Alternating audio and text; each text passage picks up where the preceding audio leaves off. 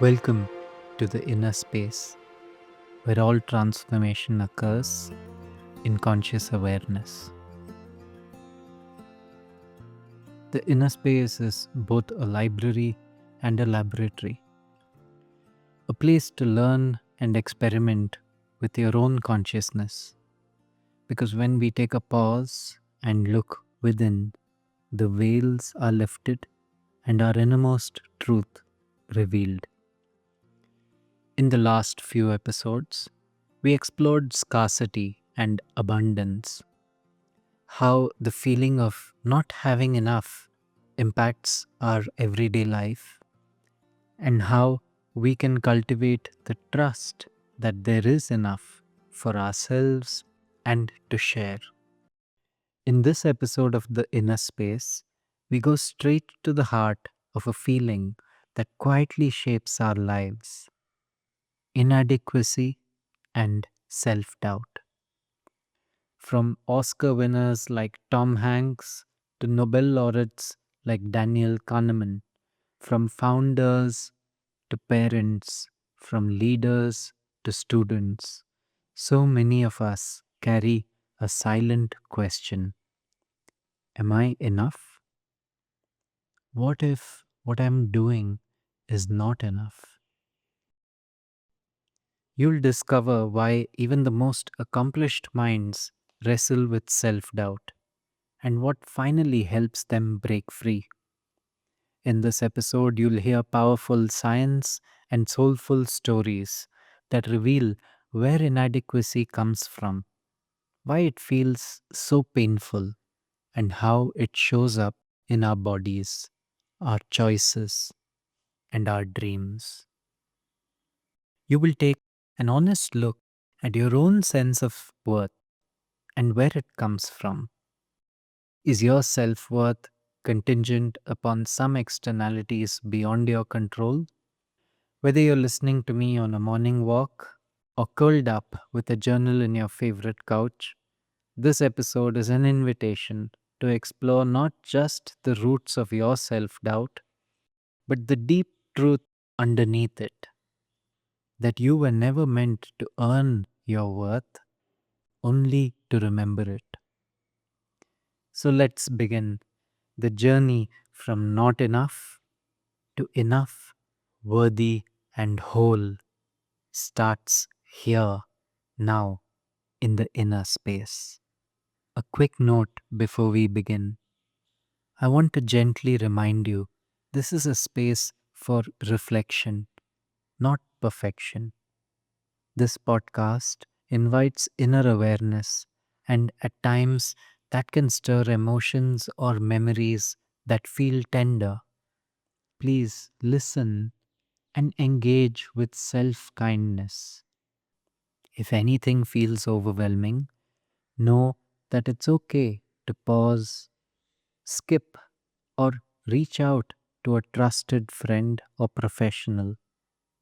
You can always return later to continue. You are your own best guide. Let this be a space that honors that truth.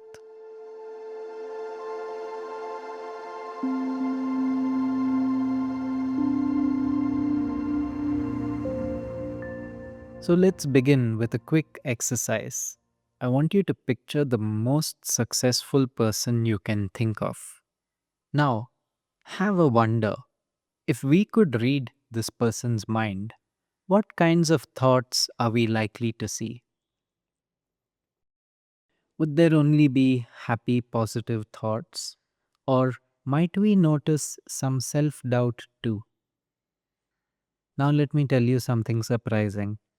Studies show that 70% of successful people report feeling like frauds at some point in their careers. Frauds. Can you imagine?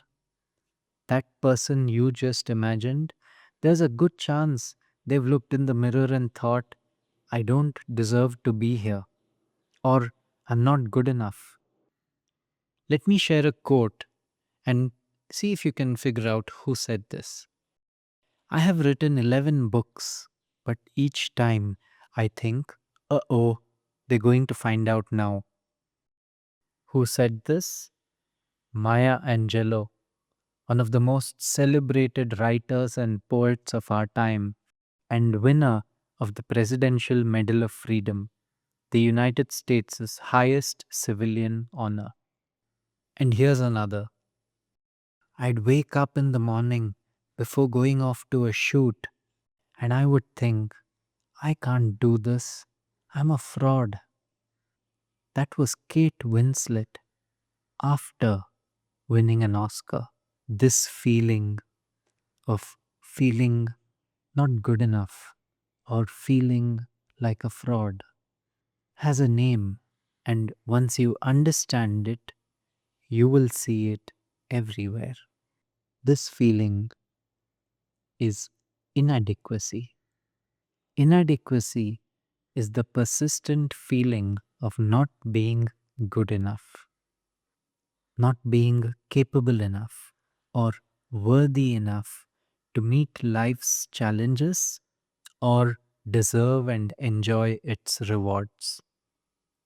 There are two key aspects here: the feeling itself and its persistence. This isn't occasional self doubt, it's a recurring pattern. And what does life on the other side, a life free of this persistent feeling of not being good enough, look like? Worthiness. Worthiness is the inherent understanding that you are enough just as you are, deserving of love, connection, and opportunity, not based on achievement or others' approval, but because of who you are as you are. Here's how you can see inadequacy manifest in your daily life, perhaps today or sometime in the past.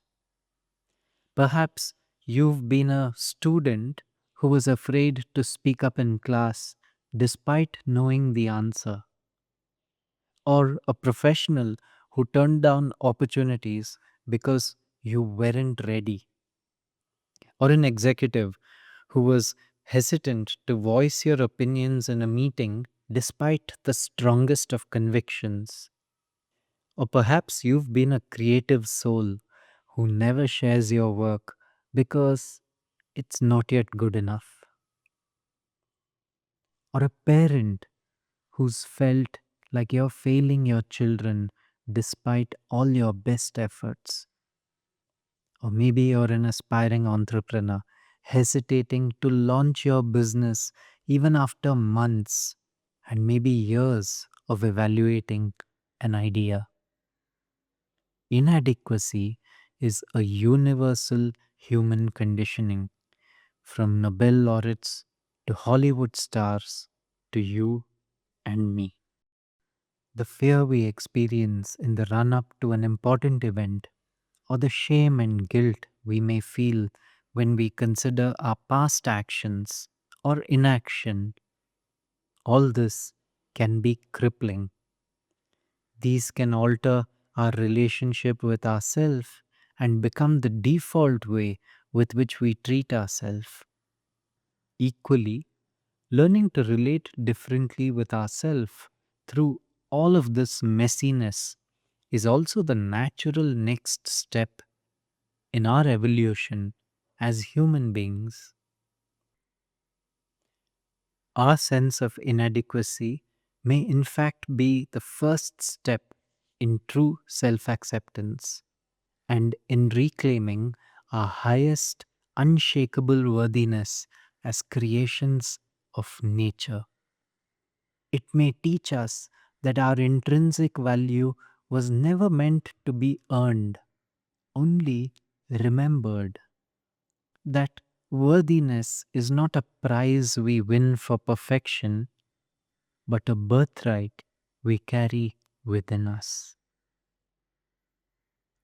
Here's a question for you to reflect on. Where in your life do you most often hear that voice that says, I'm not good enough, or I'm not enough. What parts of your life are most dominated by this voice? Simply noticing where inadequacy appears is the first step towards meeting it and healing it.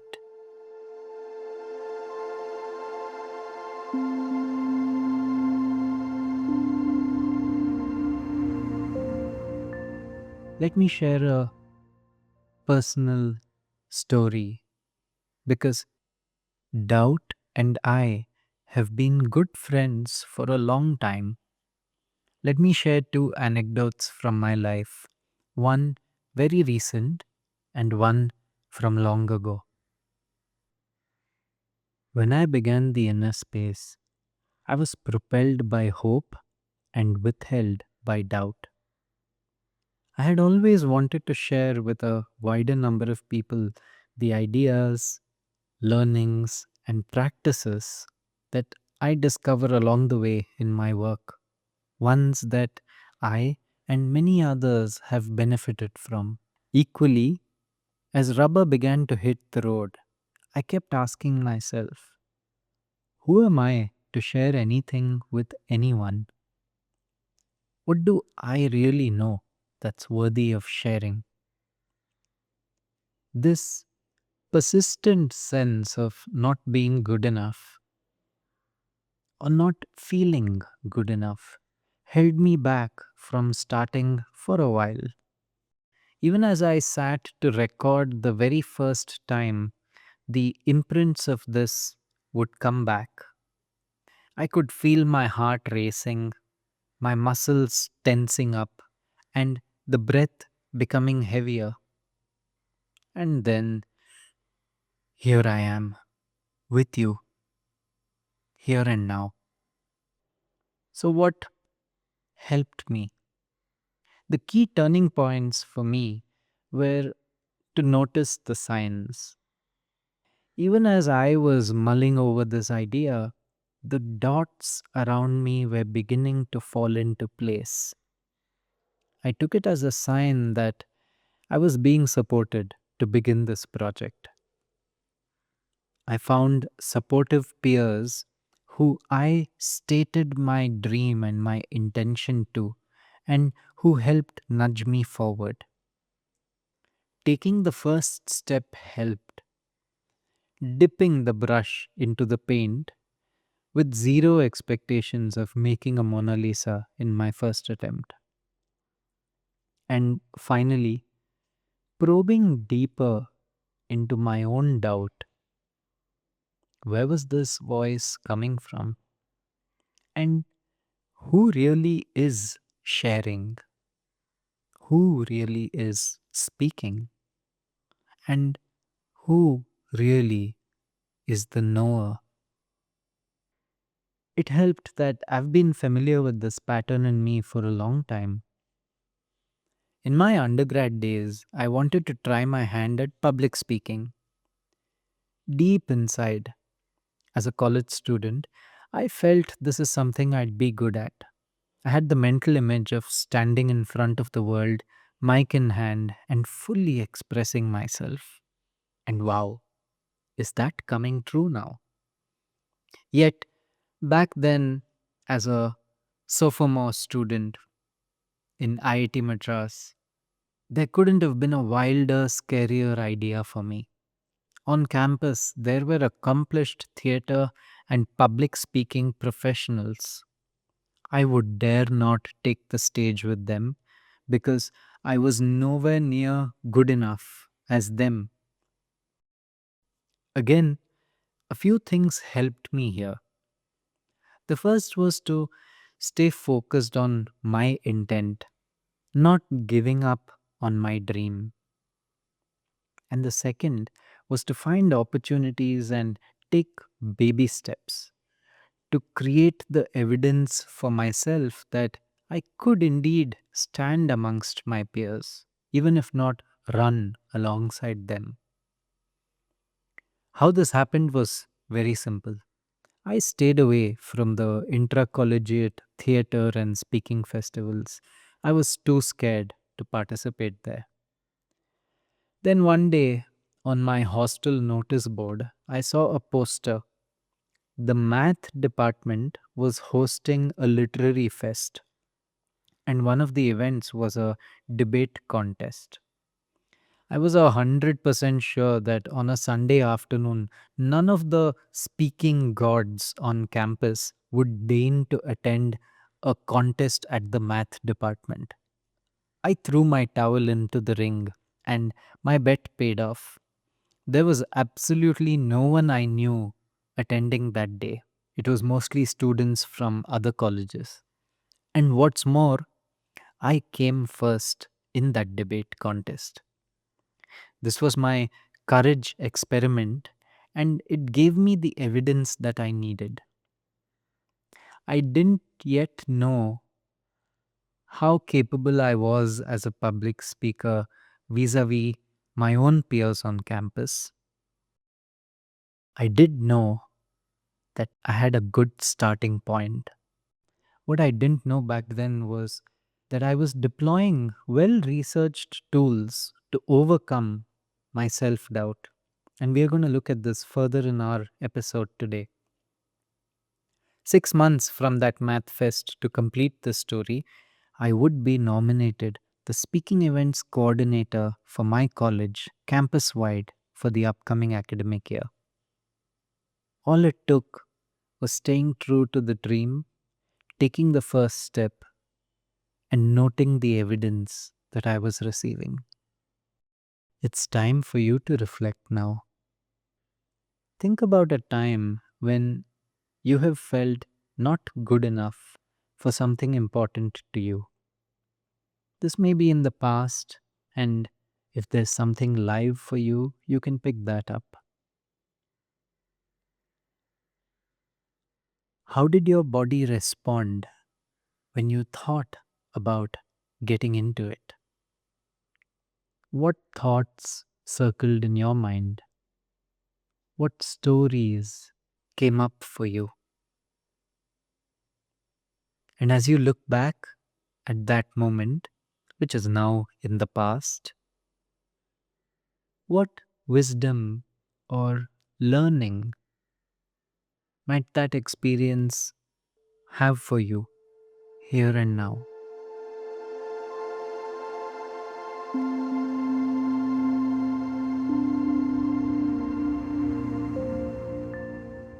In order to understand our own sense of worth, we must first have a measure for it, a sense of it, a tangible, practical way of assessing ourselves. How good is your self worth, your self esteem? How do you assess if you are high or low on self esteem? Dr. Morris Rosenberg in 1965 developed something called the RSES, the Rosenberg Self Esteem Scale, as part of a study on adolescent self image in the United States. Designed to assess global self worth through both positive and negative self perceptions, the RSES quickly became one of the most widely used instruments in psychology and social science research. Today, it's been cited in over 35,000 peer reviewed articles and is employed worldwide. We are going to use the Rosenberg self esteem scale to assess our sense of self esteem. So let's begin. This is a short guided reflection using the RSES, the Rosenberg self esteem scale, a widely used tool to help you explore how you see yourself. You'll hear 10 statements, one at a time. For each one, simply notice how much you agree or disagree. There are no right or wrong answers. Just respond as honestly as you can. Please have a paper and pen ready or open a note taking app on your phone. You will be giving each statement a number from 1 to 4. Here's what the numbers mean. 1 means that you strongly disagree with the statement. 2 means disagree. 3 means that you agree. And 4 means that you strongly agree. So a scale from 1 to 4 ranging from strongly disagree to strongly agree. 4 being the highest level of agreement. Some statements are phrased positively in this scale, while others are phrased negatively. So please number each statement as we go along because I'll guide you through the scoring at the end. So take a deep breath and let's begin. Number 1. I feel that I am a person of worth, at least on an equal basis with others. Number 2. I feel that I have a number of good qualities. Number 3. I am inclined to feel that I am a failure. Number 4. I am able to do things as well as most other people. Number 5. I feel I do not have much to be proud of. Number 6. I take a positive attitude toward myself. Number 7. On the whole, I am satisfied with myself. Number 8. I wish I could have more respect for myself. Number 9. I certainly feel useless at times. Number 10. At times, I think I am not good at all. Now, let's score this together. Each statement should already have a number between 1 and 4. But 5 of the statements are phrased negatively and need to be reverse scored. That means you'll flip the number.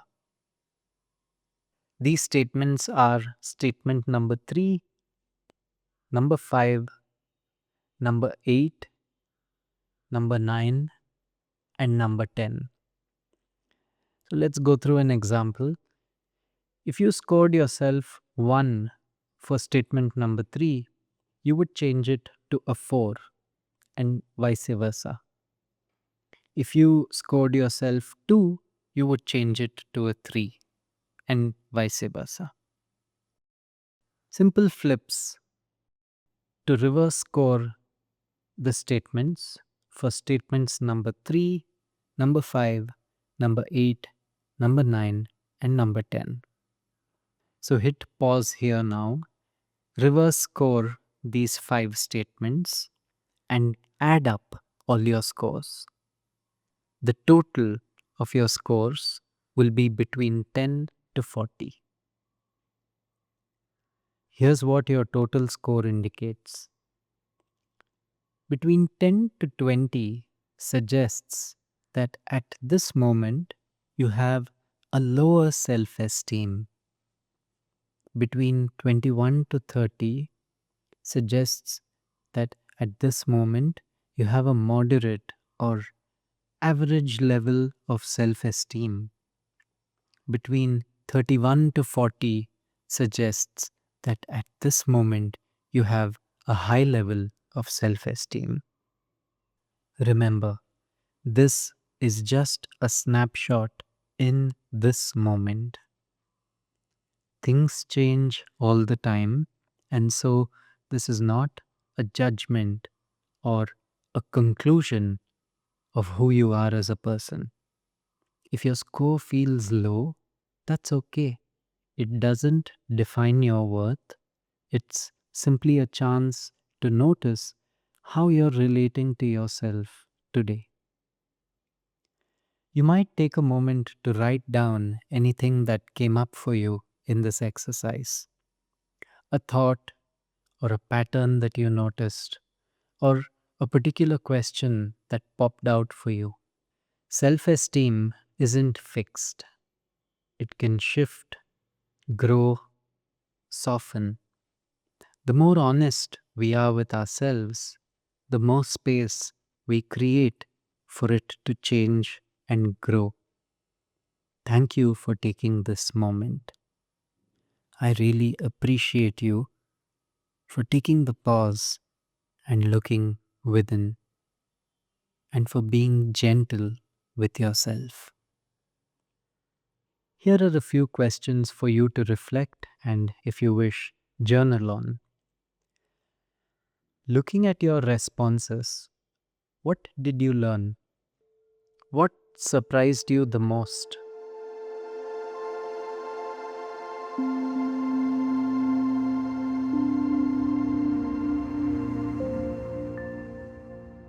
Now, let's trace the roots of inadequacy and what drains our self worth.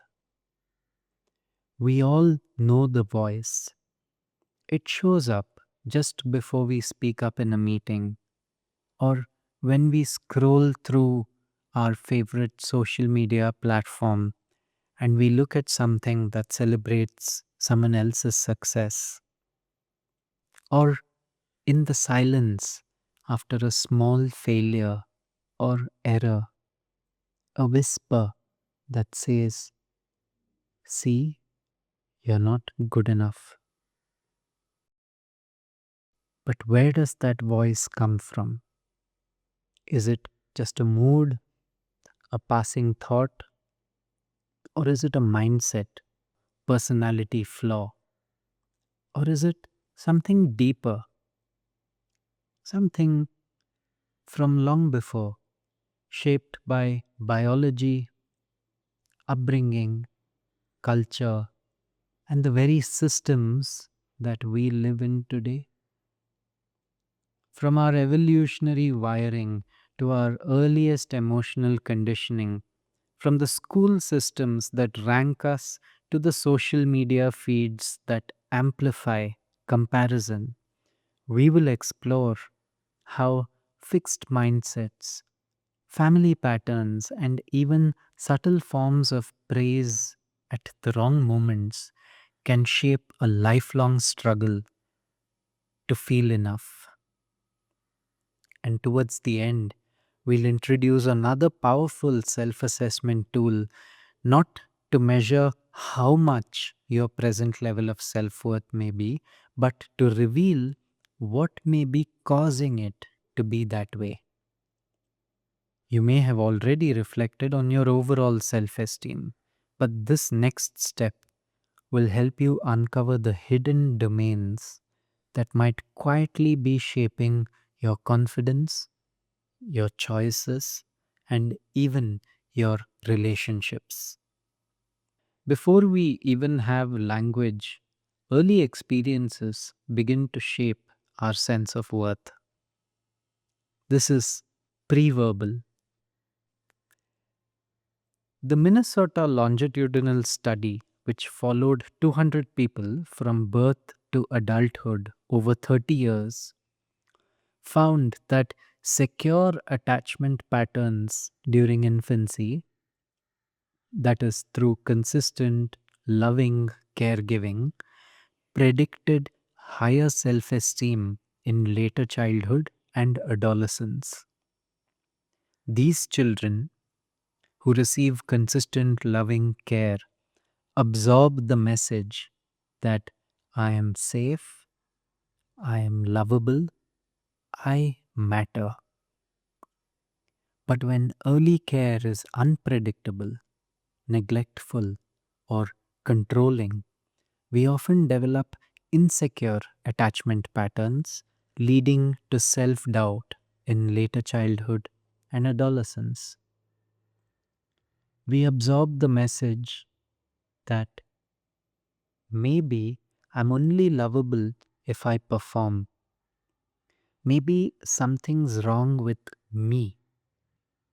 These aren't just personality quirks, they're often old strategies built to protect ourselves in an early world where love and safety felt uncertain. Psychologist Erik Erikson called the 5 to 12 age range the stage of industry versus inferiority. It's when we start testing our abilities through games, school, sports, hobbies. If those efforts are encouraged, we build confidence. If they are criticized or ignored, we can carry a quiet sense of I'm not good enough into our adolescence and even beyond. One especially powerful influence on self worth is the way love is expressed during early upbringing. Psychologists Assor, Tal, and Kaplan studied what happens when parents give affection conditionally. That is, only when the child performs well. Their research showed that this phenomenon, what they called PCPR, parental conditional positive regard, creates unstable self esteem. Kids become obsessed with success in a pursuit of appreciation and affection, feeling inflated when they do well and crushed when they don't. In other words, if you received conditional appreciation growing up as a child, it's possible that that led to volatile self esteem. This fosters a compulsive need to prove oneself continuously and a deep fear of failure, a fear that we will explore in coming episodes on the inner space. This also sets the stage for another pattern that we will explore later in this episode, the imposter syndrome, where even high achievers feel like frauds, like we saw of Kate Winslet and Maya Angelou. In my experience coaching leaders and teaching students, I have often seen this. The entrepreneur who avoids addressing high profile gatherings lest someone find out that they're not good enough. The colleague who always over prepares, afraid of being exposed as not smart enough. The friend who feels unworthy of affection unless they are constantly helping others, or the partner who pulls away when things get too intimate, convinced deep down that if someone really knew them, they would leave. Let's take a look now at how the early systems that we were a part of, shaped some of these notions, both when we were young and even today in adulthood. In many of our social systems, schools, families, workplaces, the fear of inadequacy, the feeling of not being good enough or not being enough gets reinforced, not just by what we are told, but also by how we are measured. And even the very fact that we are measured, a fallacy that occurs when we confuse or we fuse our identity with the outcomes of our efforts. These two are not one and the same. Take the idea of talent. If you are praised only for being smart or gifted in the early family or education systems that you inhabited, you learn to equate your self worth with your performance. Struggling at something with a subject or a project now becomes a scary proposition, not just because it's hard, but because it now threatens your identity. This is the hallmark of what psychologist Carol Dweck calls a fixed mindset, the belief that ability is innate and static rather than something that can grow with effort. So, when you hit a challenge, instead of thinking, this is hard and I can learn it, you think, I must not be good enough. But you are not a metric to measure. You are living consciousness with the capacity to adapt, transform, learn, and evolve.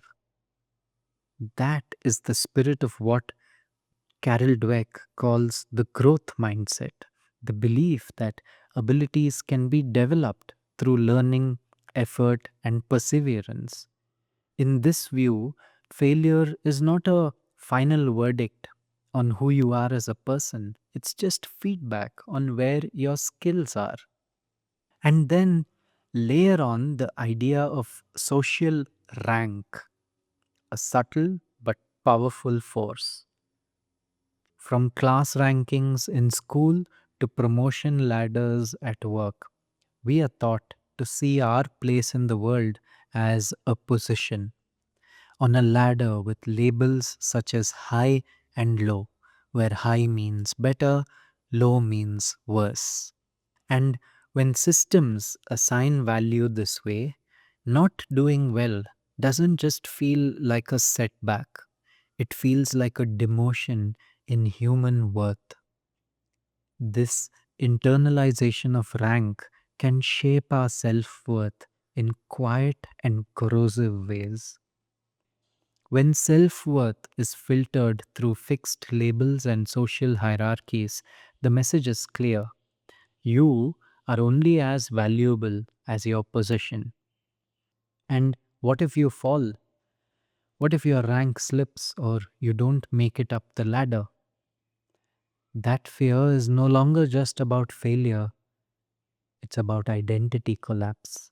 Let's now look at how this fear gets amplified in the age of social media, where everyone's rank and material worth or net worth is on display, and comparison is a constant phenomenon. This is a quiet moment that happens almost daily. You open your phone, you start scrolling, and before you realize it, you're feeling just a little bit smaller. Maybe it's someone's promotion that they posted about, or a perfect vacation photo that someone put up on Instagram, or a glowing testimonial on LinkedIn about someone else. You never meant to compare, but comparison crept in. This phenomenon is called upward comparison, measuring ourselves against those we see as more successful, attractive, or confident. It's ancient wiring, once useful in tribal groups, but today social media has it on steroids, exposing us to curated lives of millions, not just dozens. Studies show that repeated upward comparison, especially on social media, is linked directly to lower self esteem, particularly in areas like body image, success, and social status.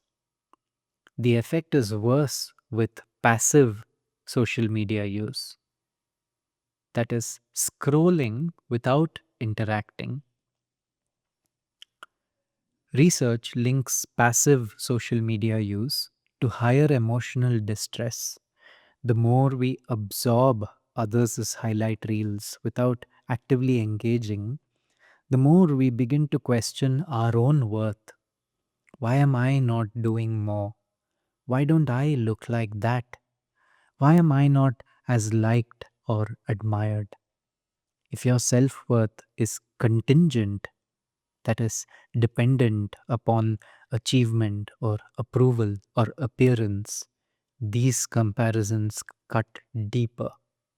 For people prone to self criticism, social media doesn't just show other people's lives, it becomes a mirror that we use to reflect and reaffirm our own inadequacy unconsciously. And this is not just digital, comparison lives in classrooms, boardrooms, and even dining rooms. The problem isn't others' success, it's the meaning we attach to others' success. So, what helps in all of this? Research points to self compassion and internal validation, that is, grounding your worth in values and effort, not in comparison. These help buffer the effects of upward comparison and protect and nurture a more stable sense of self.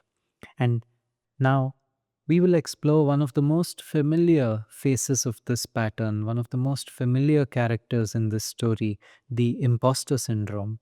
The feeling that no matter what you've done and how far you've gotten in life, it's still not enough. Even after you've succeeded, after the job offer, the promotion, the glowing feedback, and the accolades, the voice still whispers, they are going to find out I don't really belong here. I just got lucky. This is the same voice that whispered for the likes of Tom Hanks and Kate Winslet. This is the imposter syndrome, a psychological pattern where individuals, despite external accomplishments, feel like frauds, afraid that at any moment their mask of competence will slip. The term was coined by psychologists Pauline Clance and Suzanne Imes, who originally studied this phenomenon in successful women in their groundbreaking 1978 paper, The Imposter Phenomenon in High Achieving Women. Since then, it's been widely validated across genders, professions, and cultures. Studies show that nearly 70% of people experience imposter feelings at some point in their careers. But these feelings don't arise in a vacuum. Clance and Imes observed that they're often shaped by early family dynamics, in particular, two dynamics. The first is being constantly compared to a sibling or someone who was labeled the smart one, so that no matter the external success you achieve, an ancient inner voice always puts you down. The second is the opposite, being told that you were so exceptional. Then the pressure to maintain that image through all of life's ups and downs becomes unbearable. The result is the same. You grow up feeling like you're performing a version of yourself, not being yourself. Every achievement feels like another chance to fall, another crack, another chink. What makes imposter syndrome different from everyday self doubt is that evidence doesn't help. No matter how much you achieve, it doesn't land. You move the goalpost, you assume everyone else is more prepared, more deserving. This is where fear of inadequacy meets the fear of exposure. It's especially common in high achieving, creative, and intellectual fields, spaces where there's no clear finish line. And ironically, the more talented you are, the easier it is to believe that you don't belong, that maybe you're the one who slipped through. It's not just internal, the environment shapes it too. Cultures that reward perfection over learning, workplaces that spotlight wins, and not the struggles, social narratives that expect confidence without vulnerability. These cues teach us that competence should feel effortless. And if we are struggling, we must be falling short. But what if the struggle is proof that you care? What if doubt is not a flaw but a companion on the path to mastery? Something to be understood, not silenced. So here's a question for you to reflect on. Are there places in your life where you feel you are an imposter? Where do you feel that you don't deserve the achievements or credit that you are receiving and are afraid of being found out or exposed as a fraud? These experiences of feeling like a fraud, of needing to constantly prove ourselves, aren't just emotional noise. They often point to something deeper running in the background, a hidden operating system that says my worth depends on what I achieve. Psychologists call this contingent self worth. And once you see it and understand it, you will start to notice how much of your life has been shaped by contingent self worth. We now introduce an instrument called the contingencies of self worth scale. This is a way to examine where you stand on the matter of externalizing your self worth to things outside of you, to external factors beyond your control. This can be done through the CSW scale. Psychologist Jennifer Crocker and her team developed the contingencies of self worth scale to help individuals discover the domains that people rely on to feel worthy. Their research emerged from a growing realization that self esteem alone doesn't tell the full story of psychological well being. The key insight here is that people may have high self esteem, but if it's fragile or dependent on external factors, they may still struggle emotionally. So they asked, what are the domains that people rely on to feel worthy? And this led to the CSWS, a tool to measure how much a person's self esteem is contingent upon success or failure in specific life domains. Here are the 7 domains. Are you ready to explore what truly shapes your sense of worth? Remember, this is your own self assessment, and there's no right or wrong to this. As you listen to these domains, give yourself a score from 1, very low, to 5, very high, on the following statements. Number 1, approval from others. How much weight do you place on what other people think of you? Number 2, appearance. How much does your sense of self worth suffer when you think you don't look good? Number 3, academic competence. How much does doing well at school or work influence your sense of self worth? Number 4, competition. How much is your self worth influenced by how well you do on competitive tasks or whether you win or lose? Number 5, virtue or moral character. How much would your self esteem suffer if you did something unethical or wrong? Number six, spirituality or God's love.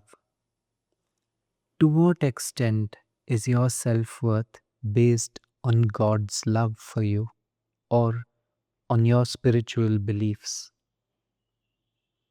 And finally, family support.